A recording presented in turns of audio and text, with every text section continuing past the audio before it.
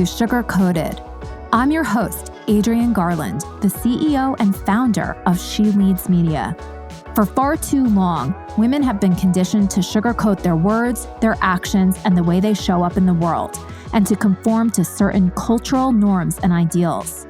This is inherently designed to keep those who are outside of the norm from gaining power, prestige, wealth, and influence, preventing more women from being recognized and respected as the powerful leaders that we truly are. Join me each week as we dive into raw conversations with remarkable, uncompromising, and inspirational women that will encourage you to strip away your sugarcoating and move boldly in the direction of your magnificent dreams. Today's podcast is brought to you by She Leads Live 2023. It's the conference for women entrepreneurs. Join us on December 1st in New York City. Get your tickets today at sheleadsmedia.com. Hi, everybody, and welcome back to Sugar Coated. I am so excited. I'm always excited for all of my guests because they're all so amazing. It's like one is more amazing than the next. But I am, again, super excited to introduce my next guest to you. Her name is Dr. Gurpreet Kaur, and she is a licensed professional counselor, executive coach, and speaker. And she's so much more than that. She's also a speaker at the She Leads Live conference, and we cannot wait to hear from her. Gurpreet works with high-powered, successful individuals and all of us who are looking to get to that place as well. So welcome to Sugar Coated, Gurpreet. Thank you so much, Adrienne, for having me here. I am very excited to share my experience and my insights and my journey. So let's get to it. All right. So you work with a lot of people who are looking to, I think, explore a little bit more of themselves because they might be doing things that are getting in the way of what they really want in life. How are you helping, women entrepreneurs, people that are, wanting to move into a leadership role? How are you helping them with some of the incredible things that you do? And I'd love for you to talk about some of the things that we've spoken about in the past. But, how are you helping people to really be their very best? Okay. That's a loaded question. I'll see if I can do it justice to that. But what I do, Adrienne, I help individuals to connect with themselves. As you know, my background is in psychology, so I am a licensed professional counselor. I started out with this industry in psychology and counseling therapy. I have been doing that in my private practice for 17 years. And I like to just share beginning of my journey. When I was doing my doctorate, I had to do dissertation and my own research. And I had been in private practice and practicing psychology, counseling, therapy. All of those are interchangeable terms. And what I found at the time, I was in DC and my practice was in DC. So I was working with highly intelligent, if I want to say, but very successful young professionals who are working on capital, and they have done all the right things. Right? They went to Ivy League schools, they got those internships, and now they are at the Capitol and making bigger impact. But what they were seeking was that they felt sort of empty inside. And now they have six-figure incomes as 23, 24 years old, and religion or as they would call spirituality, was not for them. And my journey has been, during my undergrad, I have gone through or experienced depression myself, and which was actually what changed my pre-med into my psychology focus and studies. And I was discovering of my own that reading about new age and quantum mechanics stuff was helping me a lot. And I have been a deeper thinker to begin with, that I wanna kind of get to know myself and what all this is about. But learning that about myself, and I was sharing that with my young clients, and it really resonated with them. And the whole approach of like the energy and just the vibration and connectedness and oneness, all that were kind of speaking to them. And I saw for myself that quantum mechanics was more of like a bridge between spirituality and science. That it wasn't that like God this or God that, but it was, we know from like double slit experiments that we have energy that has the potential on its own. It's an intelligence that it can turn into particles and waves based on the information that's available to it.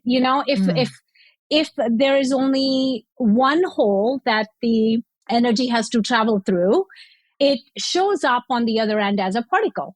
And if there are two slits, it shows up as a wave. So that whole, it just resonated with me personally. And when I was sharing that we are a source of energy, all this is information. And they kind of took that as to a next level of exploring within themselves and their self-worth, that I don't have to look for that meaning or purpose for externally, but kind of bring it here internally. And that source, that inner strength and understanding has been my go-to as an individual, as an entrepreneur, and as a counselor and coach for others. And after that was also as a wife, and now I am a parent. So it has kind of been the thread that knowing me and myself and who I am at a much deeper level that connected me to the source or the energy. It has been that source of inspiration and motivation. And that's what I help my clients to do as well. I help them realize that, because I believe at the core that we already are that. And even from a counseling or psychology theoretical framework for work, the orientations or frameworks that really resonated with me were the humanistic psychology or existential psychology frameworks. And from the humanistic psychology framework, the core belief, what we call as a Rogerian or person-centered framework, that the person is at the center of it and the person is good. That's the core belief of that, that the person is good. So anything around it, it's just like, that's the core you have to find, right? To find that ever-flowing confidence and self-worth, because everything around it, it's just your edges that you have to polish. And that's how I see it. And that's what I help my clients to get to that core and get to know that what's at the center of it all. I'm not, did I answer your question? Yeah. Oh my gosh. And I love this so much for a multitude of reasons. Plus, I have some questions. So I guess I'll start with what I love and why. I love this so much because I agree that we all have this something inside us that is, you're saying it's good. I a lot of times say it's beautiful or it's our gift, right? And as we move through this world, sometimes we have to protect the gift because sometimes we've shared the gift and we haven't gotten the best feedback about it because maybe it looked weird, right? And so we've done a lot of things to obscure our goodness, our gift. And it's like when you were talking, I was thinking about like the mud and the sludge that's around that we have to like clear away so that we can see it. Or that kind of comes around when we just go through life and it's the conditioning. It's the yes. conditioning, that's the muddiness, that we go through the life experiences, and we collect that conditioning from other people, other sources, And and ourselves. We ourselves. do it to ourselves too. We 100% do it to ourselves, right? Because we're also trying to protect ourselves because we're not always safe. And I think that is especially true for women, right? Like, I don't know if I was talking about it here on this podcast or to somebody, but like even as little girls, we are constantly being given the message that like, we're going to get taken away by the man in the white van, right? Like, don't go past the front yard, don't go past the gate because someone's going to come along and steal you. So it's like girls are on high alert from when they're 2, you know? Yes, Ugh. absolutely. And so it's like you want to sort of protect it because you also don't want that beauty from within to be shining because it might be attracting people that you don't want near you. Mm-hmm. And then that threat, right? That high alert activates our reptile brain that hinders our creativity and Ugh. our connection to our core and a sense. So Ugh. yeah, absolutely. This is so fascinating. And one of the things that I don't know that I fully understand, and you explained it a little bit, and I was hoping that maybe you could give us a tiny little quick lesson in what is quantum mechanics, because it doesn't that concept doesn't often come up in discussions of entrepreneurship or psychology. Yes. So that's why I use the phrase of new age as well, because a lot of that is incorporated in. So at the core of it, what quantum mechanics or quantum physics principles, theories, what do we know? All those interchangeable terms mean. So we know that we have our building blocks for our reality, right? And then we had stopped at the particle level.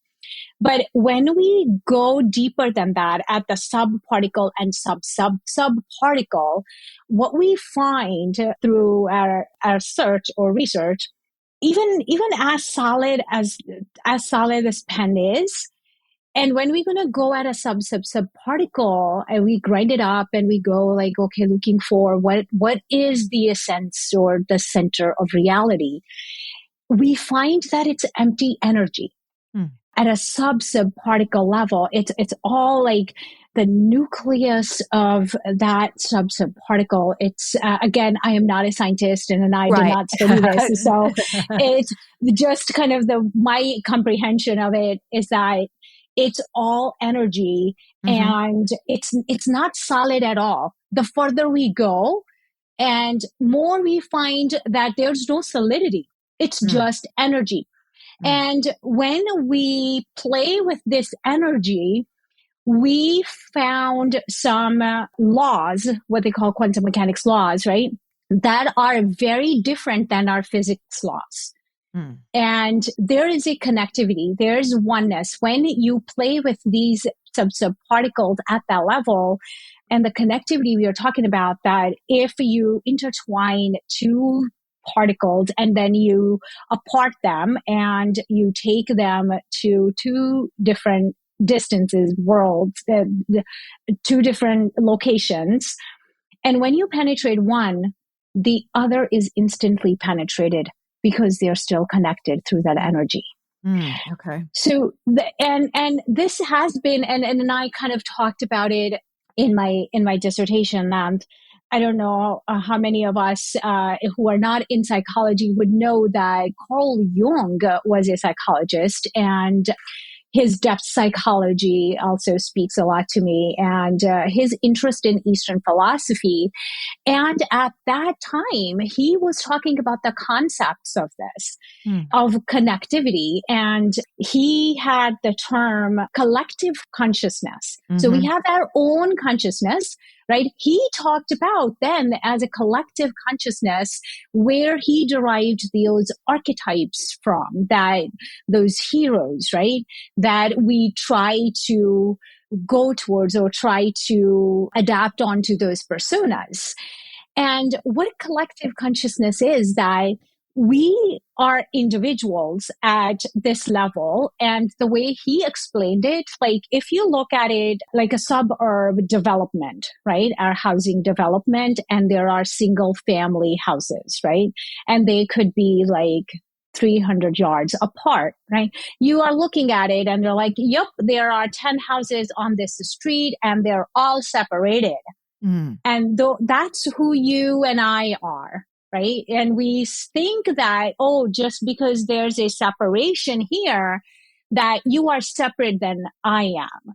But he explained it that if you look at those houses, that they are seemingly separate at the surface level, but they all have a common basement. Yeah. And that's the energy. And when you go deeper into like Buddhist psychology or kind of Eastern philosophies or Tai Chi or any of the energy work that if you get into, and that's what they explain, like that there's a force that whether we want to call it sixth sense or something else, right? There's a force within us that's connected with everything else.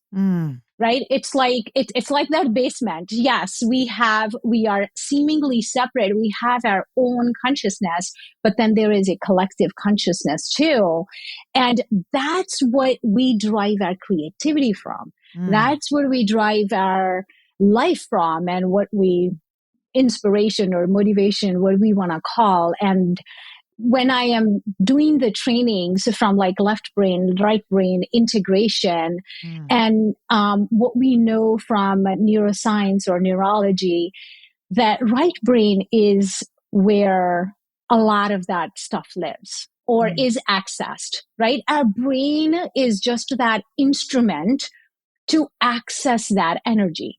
Now it has a lot of its own functions as well, and it has reptile brain too, and we could live at animal level just through the instinctual things, right? Yep. That is fear-based and survival, but we do have the potential to become much more than that. And I feel like with entrepreneurship, what we have, you don't go into entrepreneurship unless you know that you're creating something beautiful, right? And I think that automatically pulls you up to become your best. And sometimes you forget that. That's the journey. So I don't know if I know I got away from like explaining quantum mechanics into psychology Jungian. If you could follow that, how it kind of comes about to explaining and all this information, when I kind of go back to my clients, young clients in DC, that so much made sense to them because they know science. They understand science, right? When we are talking about like spirituality and spirit and soul, and it's hard to understand. And it was hard for me to understand as well. But this type of solid information was like, oh, there's evidence that this type of force exists. And it's, once you go into it, it's like a gray matter or this type of, you can like really get sucked into it if you really want to know like the essence of what life is. But I kind of stop at those few principles or laws that just gave me enough to say, you know what, this is spirituality thing or this connection thing or who I am outside of just the five senses and randomization of events that we know at the physics level or Newtonian level. There seems to be an order to all this. It's not just randomness. It's not just chaos. So all that was speaking to them, and it was my core thing too. And that's what I help my clients understand, that it's speaking to them and they understand how to apply it to themselves. Yeah. Thank you so much. Masterclass. Masterclass in quantum mechanics and Jungian philosophy, psychology.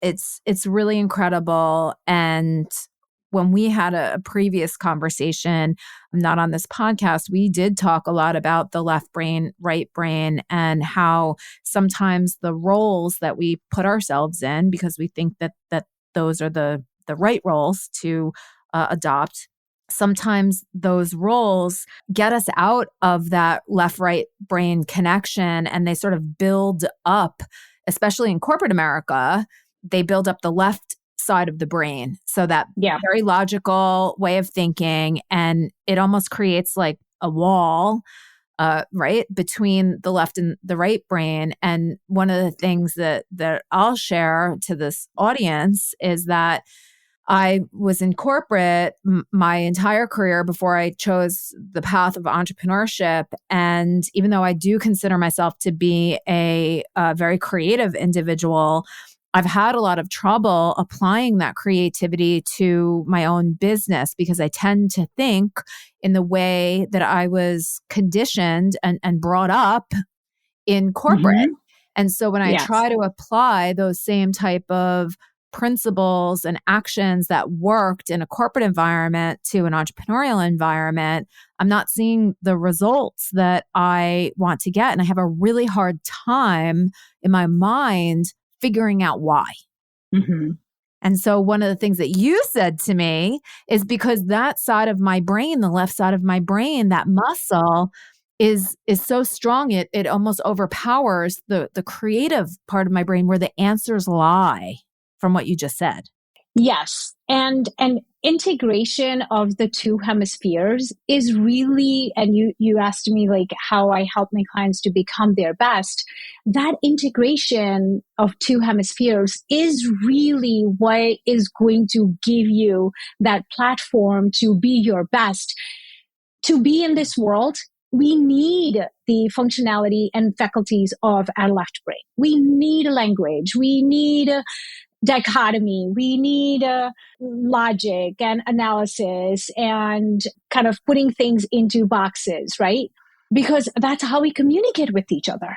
But then we forget more often that right brain's functionality is where the creativity lies, is where the intuition lies, is where we do get the answers.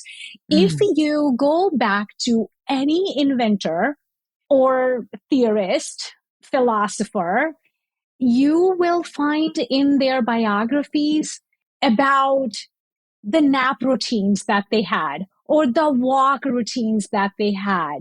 I think it was Edison that he would say he would work on his inventions and work on it. And then it was during his walks that he would get the answer. Yeah. Right. So it's the answers. If we talk about the left and right, the answers really come from the right, but you prepare yourself to receive the answers with your left. Oh, so good. This is so good. And it goes beyond some of the advice that you hear out there that is like, give your brain time to rest, maybe give your brain time to like bake. What you're saying and what I'm hearing is that it's give your brain time to integrate. Yes. Mm-hmm. Yeah. Because I like how you also said that the brain is the instrument that accesses that, that body of creativity. And unless we do what we need to do in order to activate that side of our brain, we're never going to dig into that well. It's just not there. Because the intelligence really comes from beyond, right? We are in a change of season, and comes fall, we see a lot of birds and animals migrate, right? But where's the compass? Where's their logical stuff, right? Where do they know which is south and which is north and where I need to do? Or it's a change of season and now the clocks have reversed and I need to go back, right? Yeah. It's the intelligence. The intelligence is already there. We just have to access it, and we access it best with the that integration of the two hemispheres. And if you are interested as a listener in finding more credibility on this integration and learn more about it, Daniel Siegel, his work has been incredible in this. He has many books out, 4 books for kids, teenagers and adults, that you would find kind of a lot of research-based data that is behind this, and a lot of neurology, a lot of medical equipment testing that goes behind it to say that it's a science. We know that it's not, it's the same language. We want to say, like, when we say from a proverbial point of view, like, do your best and then leave the rest to God, right? Yes. Right. But now we know, like, really what that meant and what that means, right? You're frying your left brain to do your best, but then you're allowing for that intelligence to flow with that ease, with that relaxation, because that relaxation is where that corridor is that where you access it. You don't access it when you are really heightened up, when you are really using your reptile brain and, it's a survival mode. That's not when you access it. That's when actually you're on the path to burnout or any other psychological disorders, whether it's depression, anxiety, or a number of other things, or even like illness, medical illness. It's just stored energy. Wow. So I'm wondering, with all of this, I always try to look at things through the lens of the woman entrepreneur. And I know that, sometimes sweeping statements, right? Like, not everybody is the same. Not all men are the same. Not all women are the same. Not all gender, whatever, is the same. But there's definitely, I would say, just based on, research, that women entrepreneurs, they don't achieve the same level of success at the same rate that male entrepreneurs do. Everything from they don't get the financing to they are not able to get past the $1 million mark. There's a lot of things, outward measures of success that are much more difficult for a woman entrepreneur to achieve. And it's not because, it's not because we don't work as hard. It's not because we're not as intelligent. There's something else there. And, it's could be society, it could be culture. There's like so many different variables. Do you think that there is something to this idea that women from a young age are so hyper vigilant about protecting themselves, and they've almost like built that up so much that they aren't able to as easily access that well of creativity to achieve some of those more outward focused measures of success? Because there's something in our way. Yes. And I would say that it's the opposite, because as women, because we are the nurturers, right? We have tendency to use more of our right brain, which is where emotions and feelings reside. And that's why, I think we are kind of like in corporate boardrooms that women are kind of labeled as, mushy-mushy, or feelings and emotions type, not just very cutthroat and straightforward, although women have come a long way to using, I guess, the faculties of our left brain as much as our male partners have, or coworkers. I think if for us, it becomes the self-fulfilling prophecy. I don't want to take it into more just about us getting in the way. I feel like just a one statement that there's so many different things that are in our way. Yes. They are, and let's just be honest with it, like whether it's gender inequality or whether it's at work or even at home, and our natural tendencies, right? Right. So there's no comparison. But with self-fulfilling prophecy, that we are kind of, as the message goes to boys, that boys don't cry, the same message goes that, girls are meant to be this, girls are the nurturers, girls are this. So because even we are allowed to experience our emotions a lot more, sometimes those emotions even get in the way. And that's where that integration again would come in handy, that we want to kind of pay attention is it, how much of right brain or feelings based, emotions based, illogical based decisions am I taking, right? And then strengthening the integration between the two hemispheres. So we just take on the persona that, oh, I am not meant to be as successful as this, or I am not good at math. I Yeah. have a niece who is I hear this all the applying for time. the, Yeah. yes, or that's the message. Or I am not like a good engineer, or although there are women who have like exceeded beyond the shadow of doubt, Yeah. but for other 90% of us, right? And that's the message. And self-fulfilling prophecy is a real phenomenon. And we take upon that persona, and it's hard to break our own ceiling. And that's where a lot of that mindset comes in, that you have to keep on breaking. And then I'll be honest with you, I have dealt with a lot of that, and I'm still dealing with a lot of that self-doubt, self-worth stuff that we have to work on. And men don't. They don't. They don't even blink their eyes on self-worth. Like, what do you mean I don't deserve this? Like it just entitlement. It just comes there. But for us, and I have worked with women from all around the world, from different religions, different nationalities, and different genders, different gender roles, and gender identities.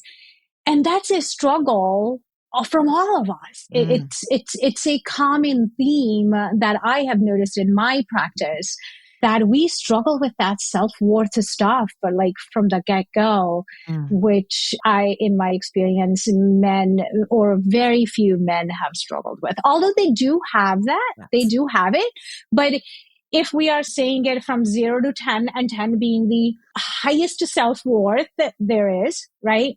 Men would start at 5. Yeah.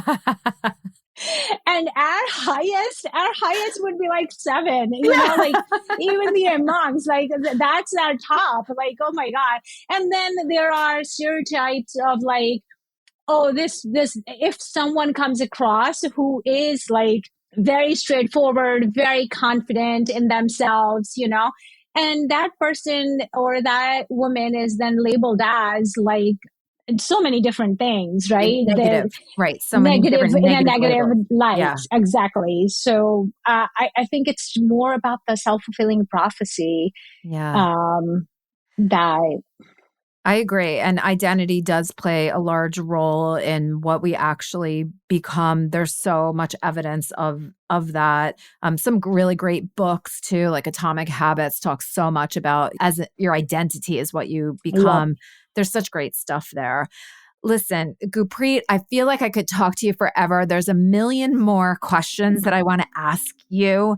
And I'm just wondering, maybe to close it out, what are some of the things that you would suggest that a woman entrepreneur who is really looking to, grow her business, achieve a certain level of success, what are some of the inward things that a woman entrepreneur could do so that she can more easily or maybe more smoothly achieve some of those outward measures of success?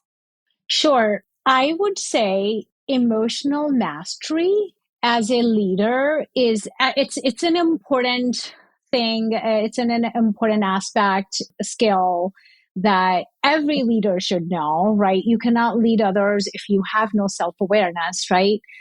But as a woman, when you are able to manage your emotions, there are so many other things that get in the way, like from menstrual cycle to other hormonal changes, and with the aging, and if you are like a young woman with pregnancies and childbearing, and so there's so many men don't have to go through any of this, right? They don't have to like. I remember when I gave birth to my first child, and for like 10 days, it was just like such an emotional roller coaster up and down, and I would just cry. And that self-confidence of like, where is this coming from? Like, and men are just even keel. Like, they don't have to worry about that, right? Yeah. So as a woman, I think it's even that much more important that when you are leading others, right? you understand who you are. And emotional mastery comes very handy to communicate better with others, not taking things personally, and that regulating your own emotions. As we already have talked about, so many disappointments that come our way as an entrepreneur, that we have to kind of keep it consistent, right? Keep it steady. And when you have that emotional mastery, and when you invest into knowing your own emotions, feelings, and what to do about them, and your toolkit, building your toolkit, that what works for you as an individual, like what's your environment, what's available to you, what kind of work you do, what kind of family you have, right? And when you build your own customized toolkit to go to for that emotional mastery, I feel like it's a game changing. Because then what business needs? It needs consistency. It needs steadiness, right? You just keep on going. No matter what, your business, business doesn't have to, like, whether, I am menstruating or not today. Well, oh well, you have your toolkit and what to do and what you want to do when you have this struggle.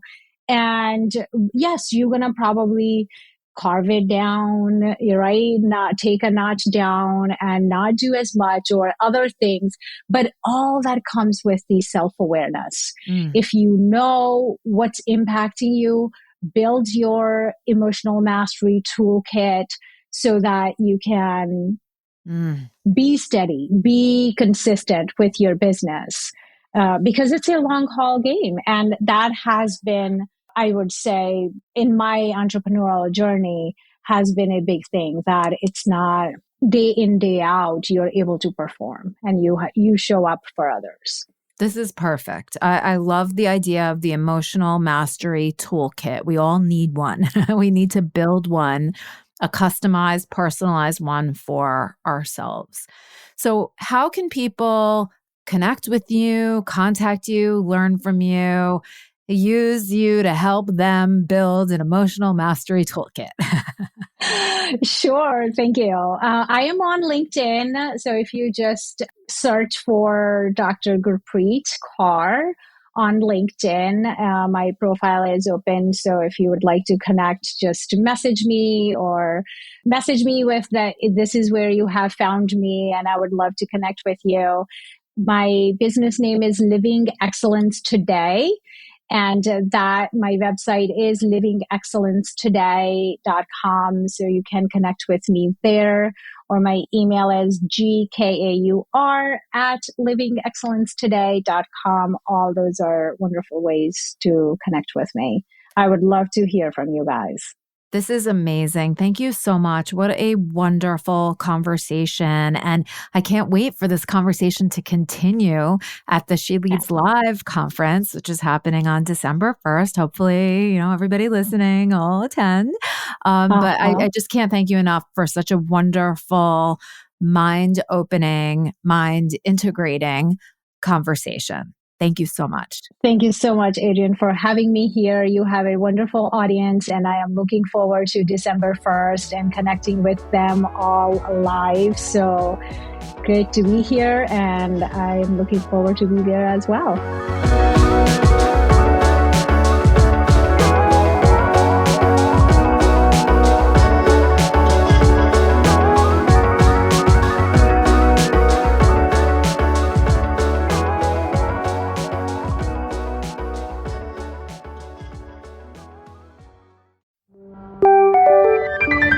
This is the She Leads Podcast Network.